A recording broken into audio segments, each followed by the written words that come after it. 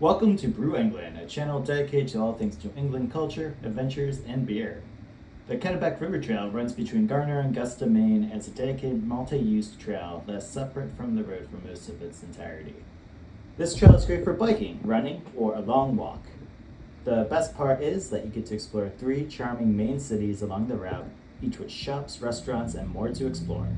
While most tourists stick to the coast, this trail can be a great way to explore some of the nicer Maine interior cities, including the capital Augusta, all in an afternoon.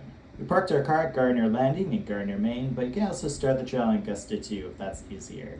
Plenty of parking at the waterfront park. After applying some sunscreens, we were off. Getting to the official trailhead meant we had to do some navigating across Main Ave, a creek, and cutting through a Hannaford parking lot. All in all, a short distance from where we parked. The trail follows an old rail line and is overall pretty flat. Soon we had some great views of the magnificent Kennebec River as we biked through.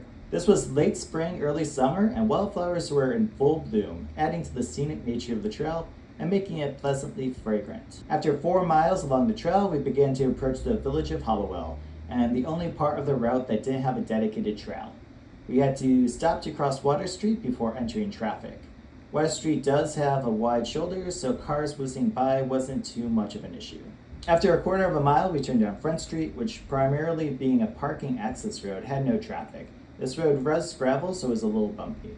Once we reached Granite City Park, we found some bike parking and dismounted, locking our bikes up. Granite City Park is absolutely gorgeous, with dozens of Adirondack chairs lining the banks overlooking the placid river.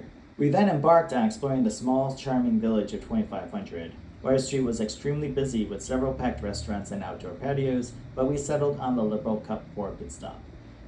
We chose this location because it's a brewery on the main craft beer trail, but any of the other restaurants would have been a good choice too. Last year, we stopped by the Quarry Tap Room on our way back from Acadia, and we can also highly recommend that restaurant, which boasts an outdoor bar and a large patio. If beer isn't your thing, there's also a juice bar called Juice, and several small coffee shops like Travelers Coffee and Autumn's Coffee, as well as the local Scoop if you're in the mood for ice cream. Hollowell is peak, cozy, small-town New England.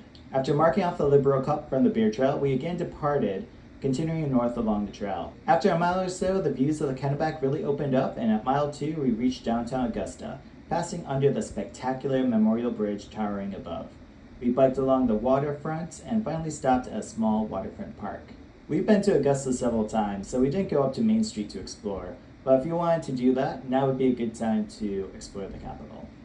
For food and libations, I can highly recommend Kushnock Brewery, which I have been to twice, and State Street, which I have been to before. Kushnock specializes in wood-fired pizza, and I'll include a link to a blog post highlighting that trip below.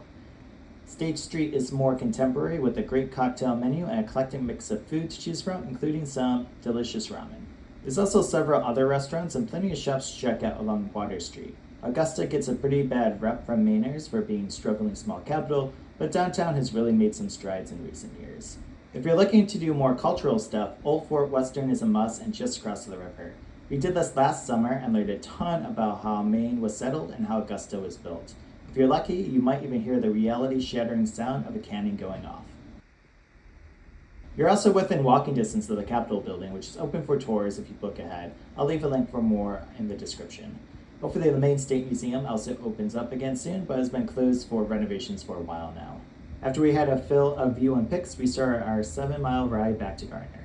Upon our return, it was a little difficult to find a bike rack to lock up our bikes at. The one at the waterfront park was completely full, but we managed to find a second rack behind the gorgeous historic library.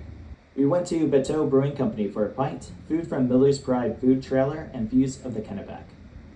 The inside of the brewery is very spacious, including an entire lounge room with some arcade games and casual seating. With it being such a nice day out, we opted to sit outside, however. We got there just as the food trailer was closing, but managed to order some chicken fingers, fried shrimp, and the star of the meal, fried guacamole bites. Gardner has an extremely nice downtown area. If you're not into breweries, there's Table Bar, Gerard's Pizza, Blind Pig Tavern, as well as several other restaurants. Lots of options for shopping local, plus there's a Rennie's, which if you've never been, well, it's a Maine adventure. This is where I'll end the video. I hope you enjoyed learning about the Kennebec River Rail Trail. Well, consider riding it if you're visiting Maine or are local looking for things to do. If you enjoyed the video, please like and subscribe. In fact, you might be my very first subscriber.